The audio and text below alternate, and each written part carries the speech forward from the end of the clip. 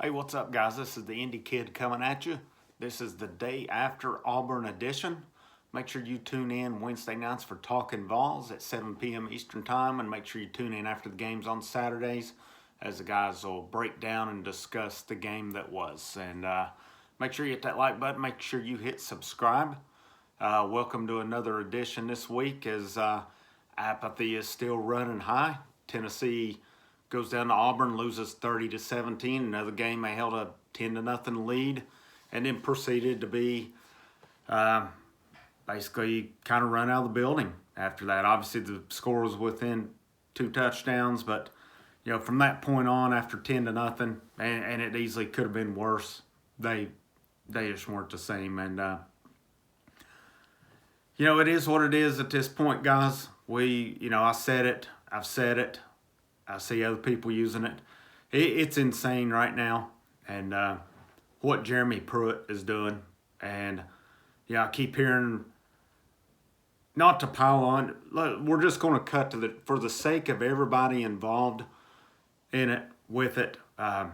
It's time for number 2 to take a seat, and I think it's best for him. I think it's best for the program and I hate it. I know the guy's giving his all, but. I think part of the problem, I don't know anybody that's still on board with Pruitt staying at this point. The whole fan base is turned on the guy. You can't keep making the same mistake over and over and over again, doing the same thing, expecting different results, and you're not getting it. And, keep hearing, the best option in practice, this and that. And I know there's going to be the excuses. Pruitt threw the kicker and he threw a busted coverage under the bus.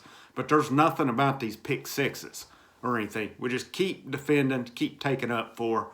And, these reasons are why Jeremy Pruitt should be looking for another job at the end of this year. There is no reason for Jeremy Pruitt to continue being the head coach at the University of Tennessee. He's unqualified, he's unfit, and he does not make the right decisions, and he is not developing talent. And it's pretty obvious there's not a lot of coaches that are earning their money right now.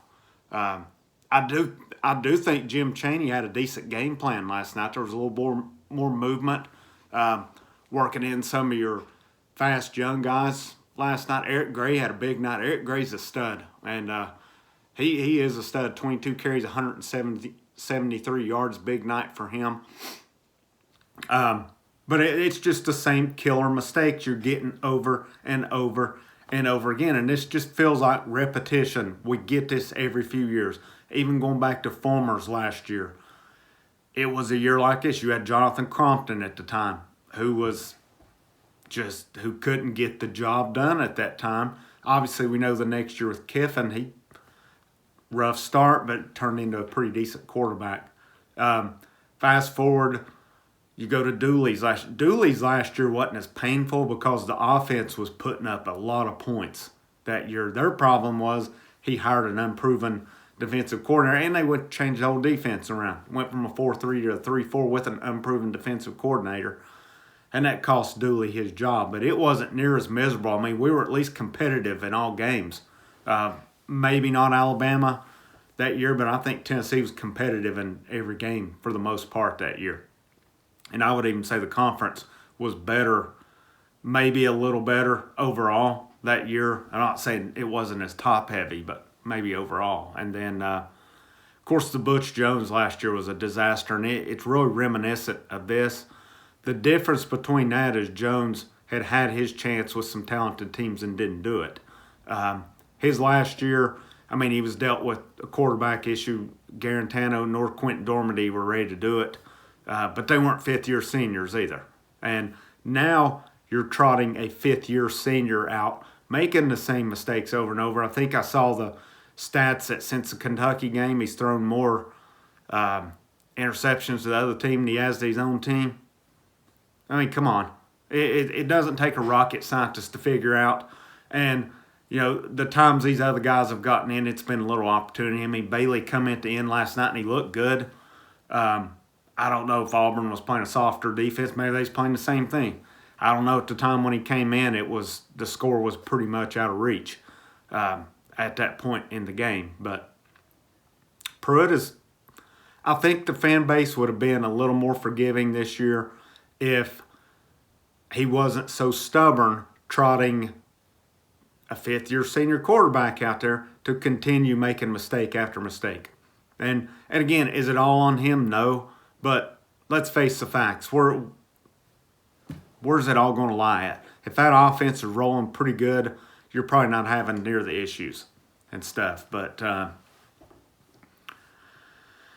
we'll see. And with that said, I fully expect this week when they go to play Vanderbilt, Jarrett Garantano will be right back under center again. And it's pretty obvious to me at this point that Pruitt's either content he's going down his way or he just doesn't care at this point and just some of the comments he made last night were ridiculous. Wanting to know, what was it? Somebody asked him about the direction of the program. He said, well, that's not his.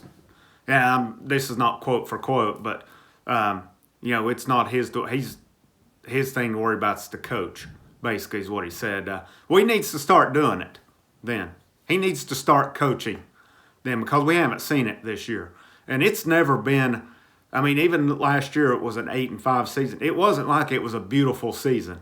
It ended well and stuff, but, it wasn't like it was always beautiful along the way. And there was a lot of mismanagement last year from the first game, even during the winning streak. There was some mismanagement along the way as well. And then first couple games, looked at the South Carolina game was ugly. It was just South Carolina was worse than Tennessee at the time. Now who knows who would win? They're both awful. South Carolina's looking for a head coach, and Tennessee shouldn't be far behind them in it. But we'll see. I'll see if Phil Fulmer's got the guts to do it or not, because knowing what cost Phil Fulmer his job and his stubbornness, I'm going to have to see it to believe it. And you're running the risk of you're going to lose the fan base if you bring Pruitt back. Pruitt's done. He is done down there. And if he loses to Vanderbilt this week, he shouldn't, especially if he trots out number 2 to start. And I hate to keep throwing off on the guy and stuff, but it is what it is. You've got to show some willingness to evolve and change a little bit, and he's not. He's content to keep getting beat and saying that's the best option. What's the best option? Is it really at this point? Is it really? If that is, then you need to go get rid of some more coaches. Yet we picked out the defensive line coach. And, like he said at that time, if you know it's not working, there's no use in waiting. Go ahead and make the change.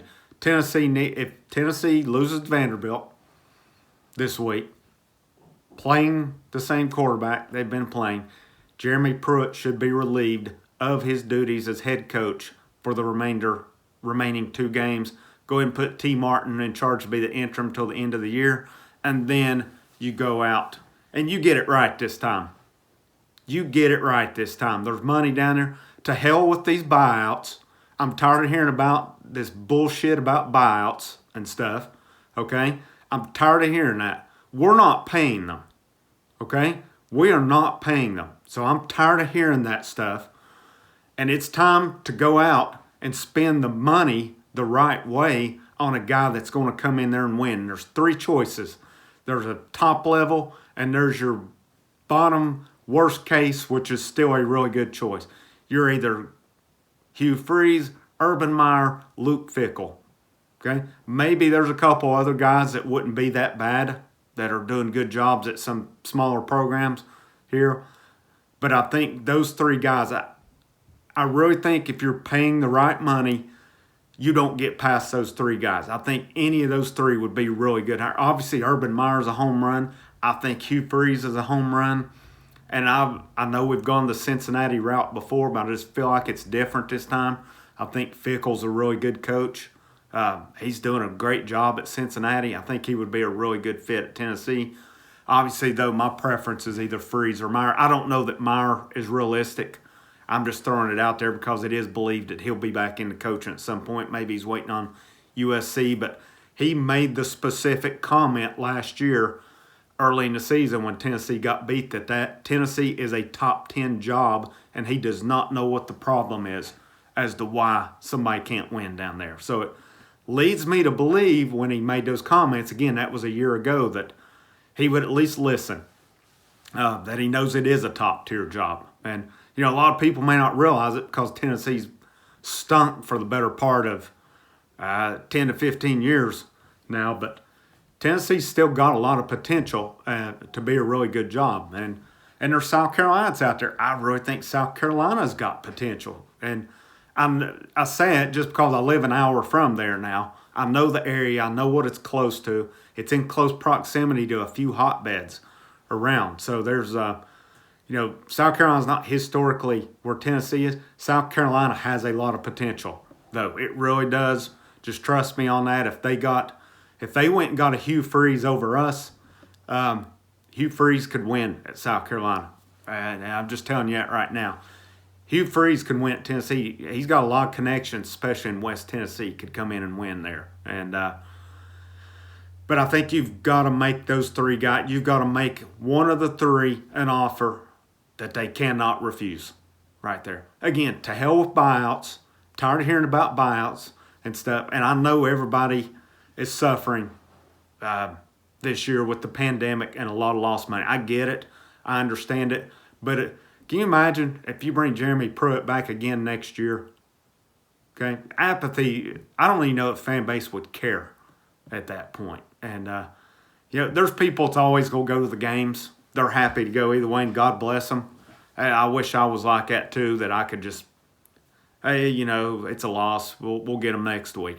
I wish I was like that. Unfortunately, I'm not. And I just hate to see.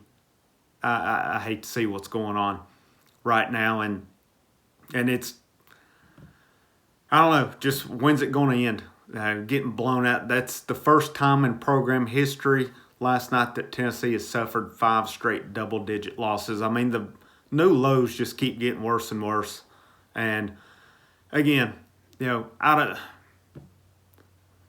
if Vanderbilt, and it's not a gimme, Tennessee beats Vanderbilt next week by any means. Vanderbilt's been playing teams tough lately. Vanderbilt can definitely beat Tennessee this week. If it happens, the Jeremy Pruitt era needs to be over and done.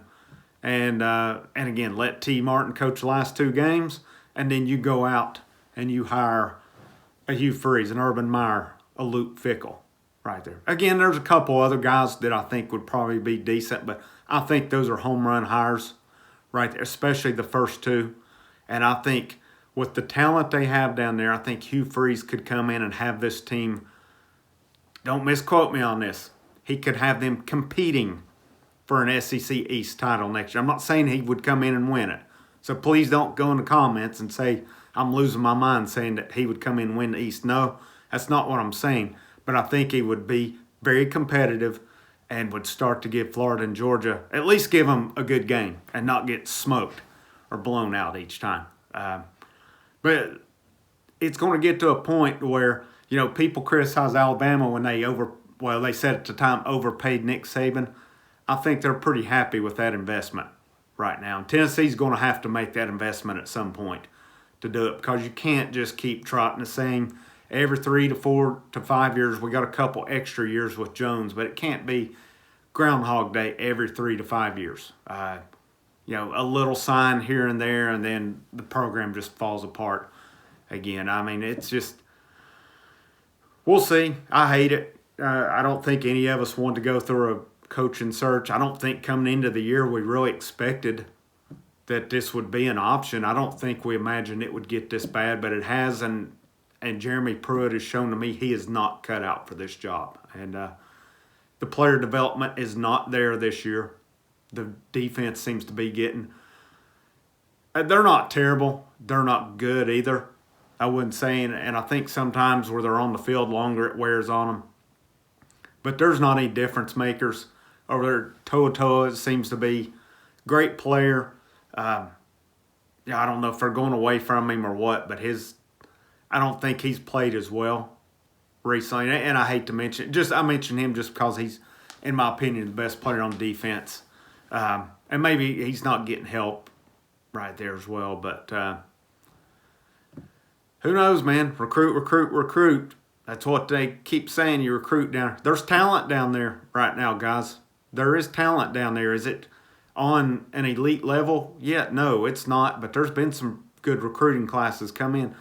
I mean, you look at the offensive line down there. It's full of 4 and 5 stars right now. And defensive line's got plenty of 4 stars on his. There are good rated recruiting classes all around on that team right now.